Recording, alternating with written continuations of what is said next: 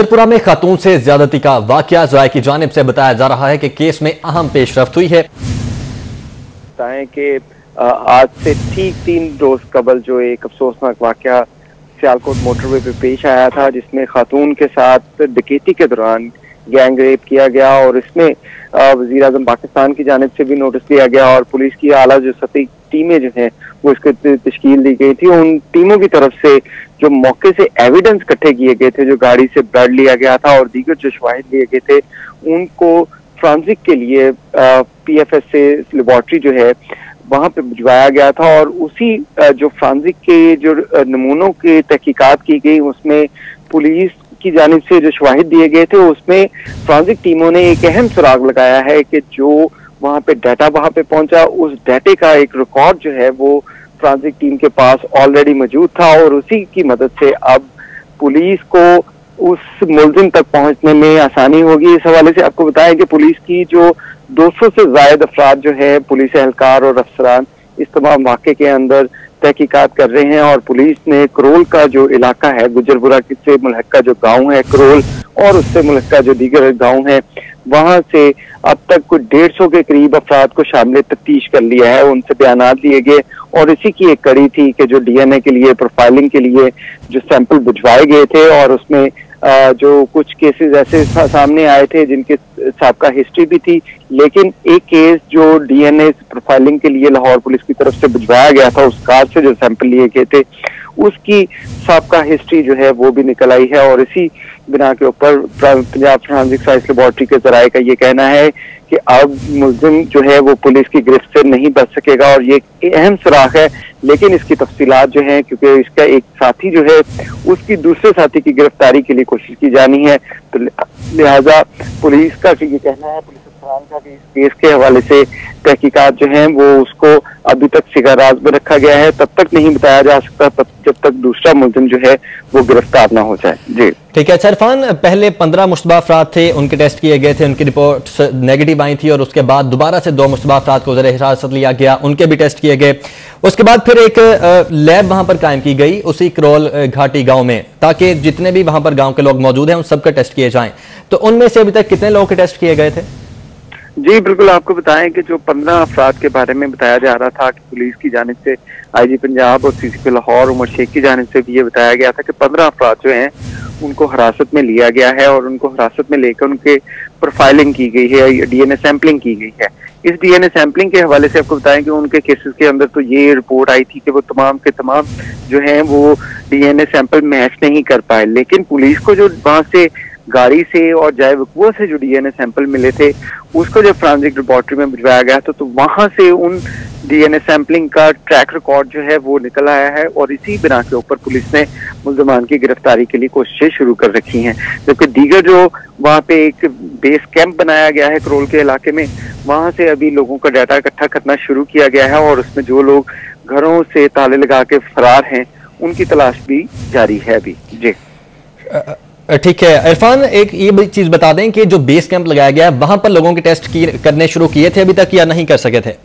जी अभी base camp जो है उसको बिल्ड किया जा रहा है और इस हवाले से आपको बताएं कि पंजाब जो फोरेंसिक साइंस लेबॉर्ट्री है इसकी जानिब से हुकूमत से इस हवाले से किट्स जो हैं उनकी भी डिमांड की गई है, उनके पैसे भी मांगे गए हैं। अभी तक उसको बेस कैंप को मुकम्मल तौर पे एक्टिव नहीं किया गया, लेकिन हुकूमत की तरफ से फंड्स आने के बाद इसको मुकम्मल तौर पे एक्टिव किया जाएगा और हुकूमत इस केस के अंदर प्रायोरिटी के ऊपर जो है वो फोरेंसिक साइंस लेबॉर्ट्री को फंड जो है वो जनरेट करेगी। ये ऐसा कहना है ज़राए पंजाब हुकूमत के और ये कहा जा रहा है कि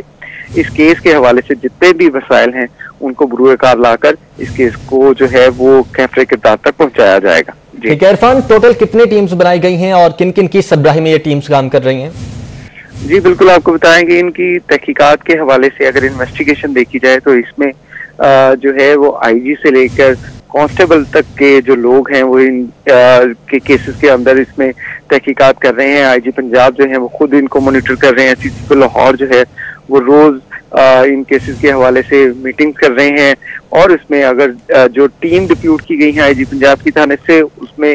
DIG investigation, SSP investigation, counter terrorism department के RO और उसके साथ साथ स्पेशल ब्रांच जो CIA की टीमें जो हैं इसमें काम कर रही हैं। लेकिन पुलिस अफसरान का ये कहना है कि इन टीमों के अलावा भी जो साबका रिकॉर्ड याफ्ता जो रिटायर्ड अफसरान हैं या गुज्जरपुरा के इलाके में जो तैनात रहे हैं काफी अर्सा से, उन लोगों को भी इन टीमों के अंदर शामिल किया गया है ताकि वहाँ के जो गुज्जरपुरा के इलाके के जो मशकूक अफराद हैं या मुश्तबा अफराद हैं उनके बारे में जो पहले वहाँ पे लोग तैनात रहे हैं उनको ज्यादा इंफॉर्मेशन दी, उनकी इंफॉर्मेशन की भी मदद ली जा सके। और इसी तरह जो लाहौर में रिटायर्ड पुलिस अफसरान जो इन्वेस्टिगेटर बहुत अच्छे थे उनकी मदद भी हासिल कर ली गई है। जी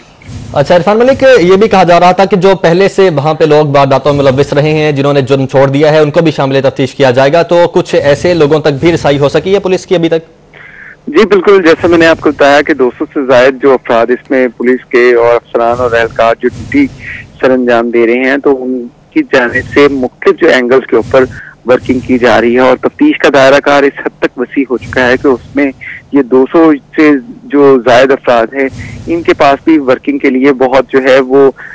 वसी जो है वो ग्राउंड है और इनको तहकीकात करने में अभी मुश्किलात का सामना करना पड़ रहा है। लेकिन डीएनए प्रोफाइलिंग की मदद से अगर केस हिस्ट्री के अंदर ये मरकजी मुल्ज़िम तक अगर पुलिस पहुंच जाती है, उसको गिरफ्तार किया जाता है या जो अहम सुराग लगा है उसके बाद उसके बाकी साथी जो है उनकी गिरफ्तारी भी आसानी से अमल में लाई जा सकती है। जी ठीक है इरफान मलिक, आईजी की सरबराही में भी एक टीम बनी है जबकि सीएम की जानिब से भी टीम बनाई गई है, तो इन टीम्स को कोई डेडलाइन दी गई है?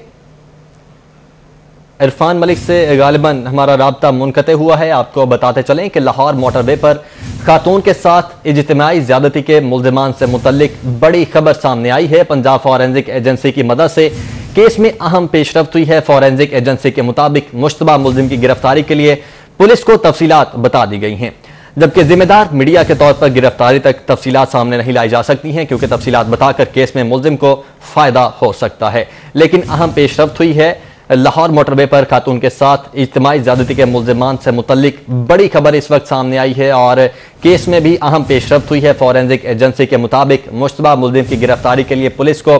तफसीलात भी बता दी गई हैं। अगर इस वाक़े की हिस्ट्री की बात की जाए तो बुध की रात ये अफसोसनाक वाक़या पेश आया। एक खातून के साथ मोटरवे पर डकैती के बाद रेप किया गया उसका उसके बच्चों के सामने। यकीनन अफसोसनाक ये वाक़या था और इसके बाद हमें बहुत सी कंट्रोवर्सी भी देखने में सामने आई। सीसीपीओ की जानिब से भी कुछ ऐसे सवालात इस वाक़े पर उठाए गए कि मुल्ज़िम जो थे उनको वो तो एक साइड पर रहे, लेकिन जो खातून थी जिन पर ये ज़्यादती हुई, जिनके साथ जिनका रेप किया गया, उन पर सीसीपीओ की जानिब से सवालात उठाए गए और कहा गया कि वो रात को इस टाइम पे क्यों निकली थी, बच्चों के साथ क्यों निकली। ये भी यकीनन अफसोसनाक है इस वाक़े की हिस्ट्री में। इरफान मलिक ने एक बार फिर से हमें ज्वाइन किया है। इरफान मलिक, यकीनन हम पेशरफ्त हुई है और हम ज़्यादा शेयर भी नहीं कर सकते हैं, तो थोड़ा सा हिस्ट्री की पर बात कर लेते हैं। बुध की रात अफसोसनाक ये वाक़या पेश आता है और सीसीपीओ की जानिब से हमें जो बयान देखने में आए वो यकीनन अफसोसनाक थे।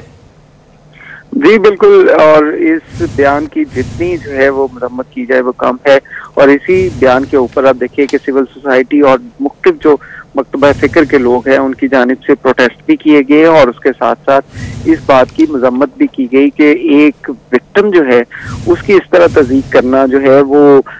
किसी तौर पे काबिल बर्दाश्त नहीं है। और इसी हवाले से आपको बताया कि सोशल मीडिया के ऊपर सबसे ज्यादा इसको जो है वो इसकी मजम्मत की गई और गुज़िश्ता 3 रोज से जब से ये इंसिडेंट हुआ और उसके बाद सीसीपीओ लाहौर की जानिब से ये स्टेटमेंट दी गई उस खातून के बारे में, तो उसके बाद से सोशल मीडिया के ऊपर टॉप ट्रेंड जो था वो यही था कि सीसीपीओ लाहौर को रिमूव किया जाए और जो मुल्ज़िमान हैं उनको जो इंतहाई संगीन जो है वो सजा दी जाए और उसको सड़क के ऊपर या चौराहे के अंदर लटकाया जाए ऐसे मुल्ज़िमान को, ताकि लोगों के लिए ये इबरत बने और आइंदा कभी किसी ऐसी जगह के ऊपर ऐसे वाक़यात जो है वो रूनुमा न हुए। लेकिन उसके साथ साथ आप देखें कि इस हवाले से जो पुलिस की तरफ से जो वर्किंग की गई, जो कानून नाफिज करने वाले इदारों की जानिब से वर्किंग की गई, उसकी